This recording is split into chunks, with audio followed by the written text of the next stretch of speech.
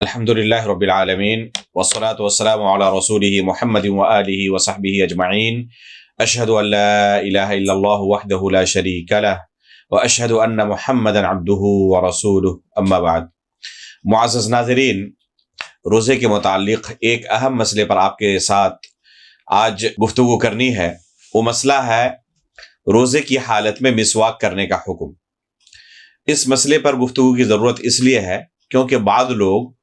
روزے کی حالت میں مسواک کو ناپسند کرتے ہیں۔ یہ بات درست نہیں ہے۔ اللہ کے رسول صلی اللہ علیہ وسلم سے ایسی کوئی ممانعت وارد نہیں ہے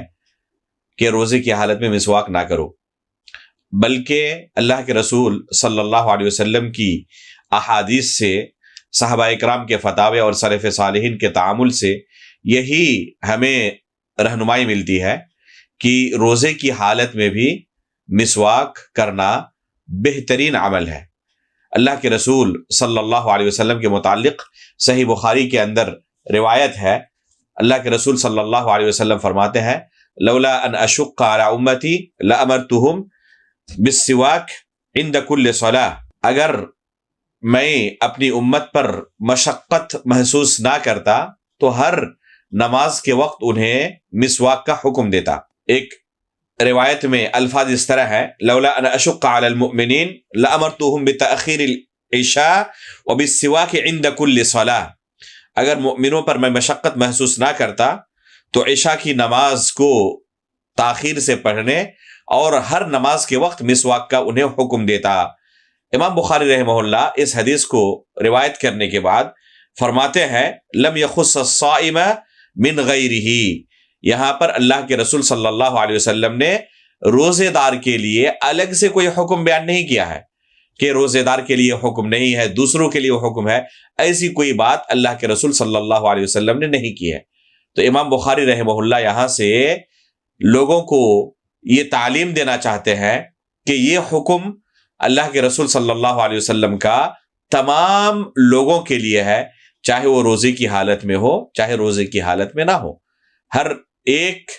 بندہ اس حکم میں شامل ہے۔ لم یخص الصائم من غیرہ، اللہ کے رسول صلی اللہ علیہ وسلم نے روزے دار کے لیے کوئی الگ حکم بیان نہیں کیا ہے۔ عبداللہ بن عمر رضی اللہ تعالی عنہ سے بھی اسی طرح کا فتویٰ منقول ہے، فرماتے ہیں یستاک اول النہار و آخرہ، چاہے دن کے شروع حصے میں ہو یا آخری حصے میں، ہر وقت مسواک کیا جائے گا۔ مسواک چاہے دن کے شروع حصے میں کیا جائے یا آخری حصے میں، کوئی حرج نہیں ہے۔ بعض علماء زوال سے پہلے مسواک کرنے کو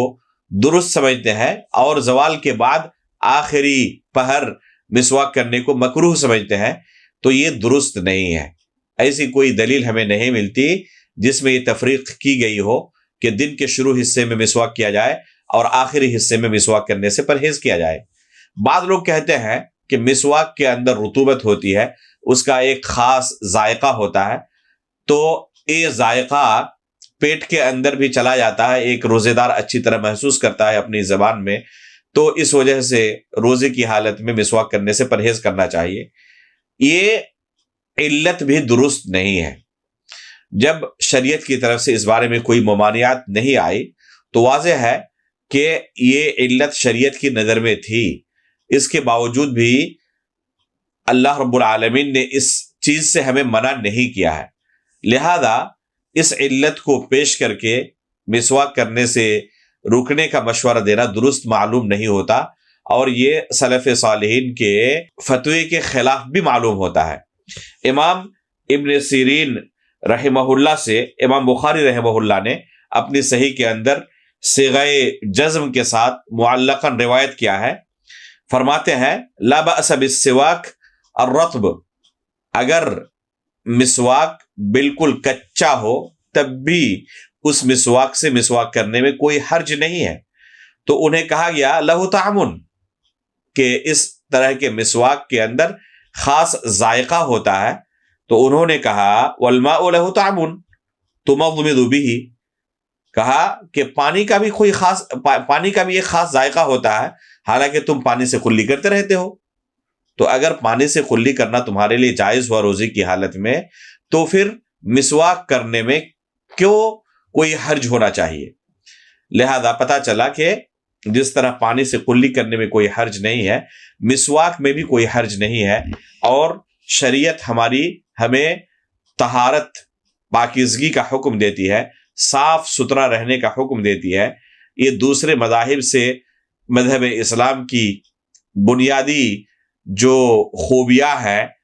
اور جو نمایاں فرق ہے، ان میں سے ایک فرق یہ ہے کہ مذہب اسلام صفائی اور ستھرائی کا حکم دیتا ہے۔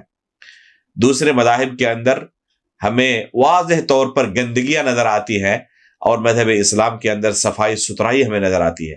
تو اسی صفائی و ستھرائی کا ایک اہم مظہر یہ ہے کہ ایک انسان اپنے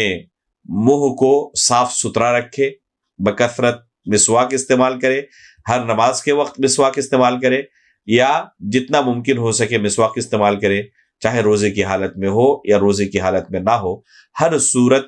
مسواک کرنا مباح ہے اور اس میں کوئی حرج نہیں ہے۔ البتہ یہ کوشش رہے کہ مسواک کرتے وقت اس کا جو عرق ہے اس کو الگ سے نگلنے کی کوشش نہ کرے، اس کو تھوک کو باہر ہی پھینک دے اور اسے نگلنے کی کوشش نہ کرے، اتنا پرہیز کرے تو احتیاط کی وجہ سے یہ بہتر عمل ہوگا۔ بہت سارے لوگ کو دیکھا جاتا ہے کہ مسواک سے تو پرہیز کرتے ہیں لیکن ٹوتھ پیسٹ کرتے ہیں، تو ایسے لوگوں کے لیے مشورہ یہی ہوگا کہ آپ ٹوتھ پیسٹ کرنا اگر اس میں کوئی حرج محسوس نہیں کرتے تو مسواک اس سے بہتر تھا، مسواک اس سے بہتر تھا، کیونکہ ایک تو مسواک کے اندر سنت کی اتباع بھی ہے، اور مسواک اللہ کے رسول صلی اللہ علیہ وسلم سے کرنا ثابت بھی ہے۔ یعنی روزے کی حالت کے بارے میں نہیں کہہ رہا ہوں، روزے کی حالت کے بارے میں بھی ایک حدیث وارد ہے۔ اللہ کے رسول صلی اللہ علیہ وسلم سے عبداللہ بن عامر بن ربیعہ اپنے والد سے روایت کرتے ہیں، وہ کہتے ہیں یعنی عامر بن ربیعہ رضی اللہ تعالیٰ عنہ، رأیت رسول اللہ صلی اللہ علیہ وسلم یستاک وهو صائم ما لا اعد ولا احصی، کہ اللہ کے رسول صلی اللہ علیہ وسلم کو میں نے روزے کی حالت میں اتنی بار مسواک کرتے ہوئے دیکھا کہ میں اسے شمار تک نہیں کر سکتا۔ تو عامر بن ربیعہ رضی اللہ تعالیٰ عنہ نے یہ حدیث روایت کی ہے اللہ کے رسول صلی اللہ علیہ وسلم کے بارے میں، لیکن اس پر کلام ہے، اور یہی راجع معلوم ہوتا ہے کہ حدیث ثابت نہیں ہے، یہ ضعیف ہے۔ البتہ عمومی حکم اللہ کے رسول صلی اللہ علیہ وسلم سے ثابت ہے۔ اللہ کے رسول صلی اللہ علیہ وسلم نے فرمایا ہے کہ اگر میں اپنی امت پر مشقت محسوس نہ کرتا تو انہیں ہر نماز کے وقت مسواک کرنے کا حکم دیتا۔ تو یہ حکم عام ہے روزے دار کے لیے بھی اور غیر روزے دار کے لیے بھی، جیسے کہ امام بخاری رحمہ اللہ نے اس حدیث کو روایت کرنے کے بعد اس سے یہی مسئلہ مستنبط کیا ہے۔ لہذا